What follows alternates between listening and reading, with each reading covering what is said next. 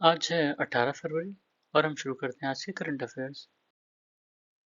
पहला है, इंडिया की पहली वाटर टैक्सी सर्विस शुरू हुई है महाराष्ट्र में। ठीक है, ये मुंबई और नवी मुंबई को इसमें कनेक्ट किया गया है। उसके बाद है एक संस्था है, ग्रेटर अरब फ्री ट्रेड एरिया। ठीक है, ये 1997 में बना था और इसको वहाँ की 14 कंट्रीज ने बनाया था, जो अरब और उसके आसपास की अरब पेनिनसुला है और उसके आसपास जो कंट्री है जो अपने आप को अरब मानती हैं, उन लोगों ने बनाया था।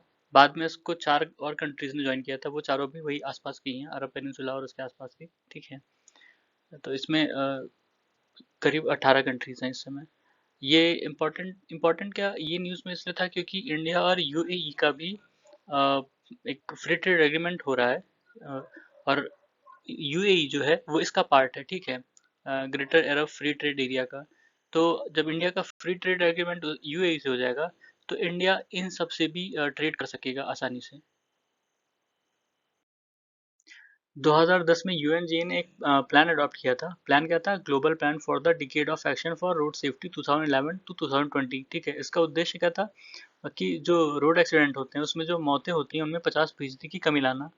ठीक है, इंडिया भी इसका पार्ट था। तो हमारे यहाँ भी कई सारे रूल्स और रेगुलेशन बने एक्सीडेंट को कम करने के लिए, फैटलिटीज़ कम करने के लिए। लेकिन हमारे यहाँ डाटा जो शो करता है कि ये सारी चीज़ें बढ़ती ही दिखी हैं। ठीक है, 2011 में हमारे यहाँ 1,42,485 एक्सीडेंट हुए थे, जो बढ़ के 1,51,113 एक्सीडेंट हो गए 2019 में। ठीक है, और फैटलिटी की बात करें तो फैटलिटी मतलब होता है 100 एक्सीडेंट में कितनी मौतें हुई हैं।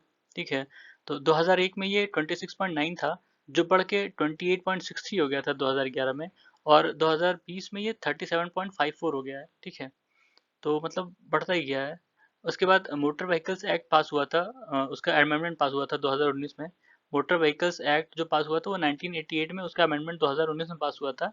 लेकिन फिर इसका काफ़ी विरोध हुआ क्योंकि इसमें जो फाइन थे काफ़ी भारी भरकम फाइन, आपने सुना होगा बीच में 20,000 फाइन, 30,000 फाइन ऐसे लग रहे थे, तो काफ़ी इसका विरोध हुआ और स्टेट गवर्नमेंट ने मना कर दिया कि नहीं, हम इम्प्लीमेंट नहीं करवाएंगे। ठीक है, उसके बाद है नेपाल पहला देश बनेगा जो इंडिया की UPI system, unified payment interface को लागू करेगा अपने यहाँ।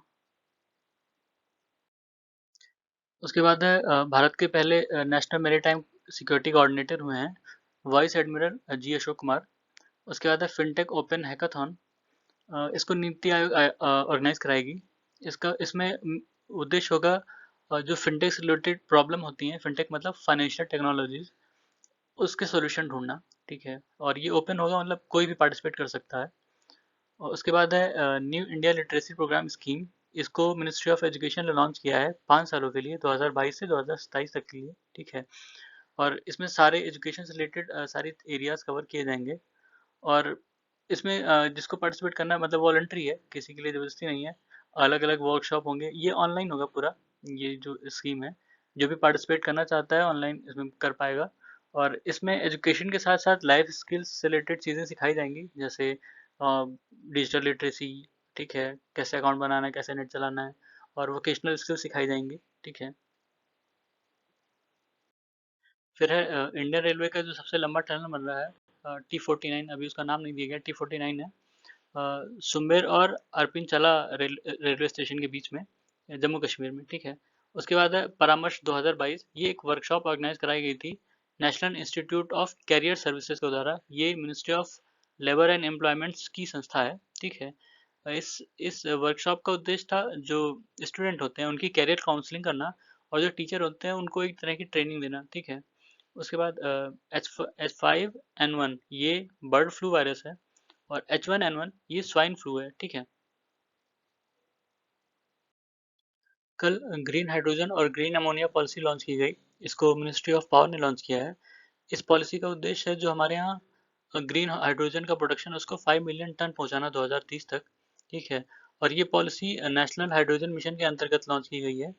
नेशनल हाइड्रोजन मिशन पिछले साल यानी 2021 में 15 अगस्त को लॉन्च की गई थी। ठीक है, ग्रीन हाइड्रोजन होता क्या है? ग्रीन हाइड्रोजन जो पानी के इलेक्ट्रोलाइसिस से हमें मिलता है हाइड्रोजन। ठीक है, और पानी के इलेक्ट्रोलाइसिस में जो वाटर मॉलिक्यूल्स होते हैं उनको स्प्लिट किया जाता है। ठीक है, H2O को स्प्लिट करके हाइड्रोजन और ऑक्सीजन निकलता है, तो उस हाइड्रोजन को कैप्चर करके, ठीक है, यूज़ किया जाता है।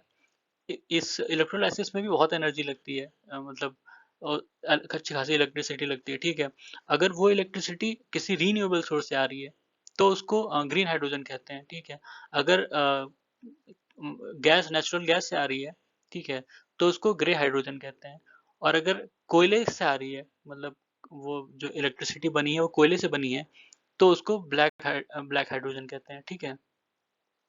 तो इस पॉलिसी के अंदर में कई सारी इंसेंटिव्स दी गई हैं जो ग्रीन हाइड्रोजन और ग्रीन अमोनिया के मैन्युफैक्चरर्स हैं, ठीक है, उनको लीनियंट कह सकते हैं, कंसेशन, कई सारे कंसेशन दिए गए हैं कि वो अपने खुद के पावर हाउस सेटअप कर सकते हैं उसको एनर्जी देने के लिए, अपने जो उनकी फैक्ट्री होगी, ठीक है।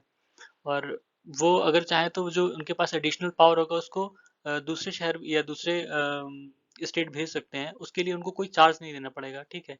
इंटर स्टेट पावर ट्रांसमिशन अगले 25 साल तक वो कर सकते हैं और उसके लिए उन्हें कोई चार्ज नहीं देना पड़ेगा, ठीक है। और जो एडिशनल पावर उनके पास बच जाती है उसको किसी जो बैंक, जो डिस्ट्रीब्यूशन कंपनी होती हैं उनमें जमा कर सकते हैं, ठीक है।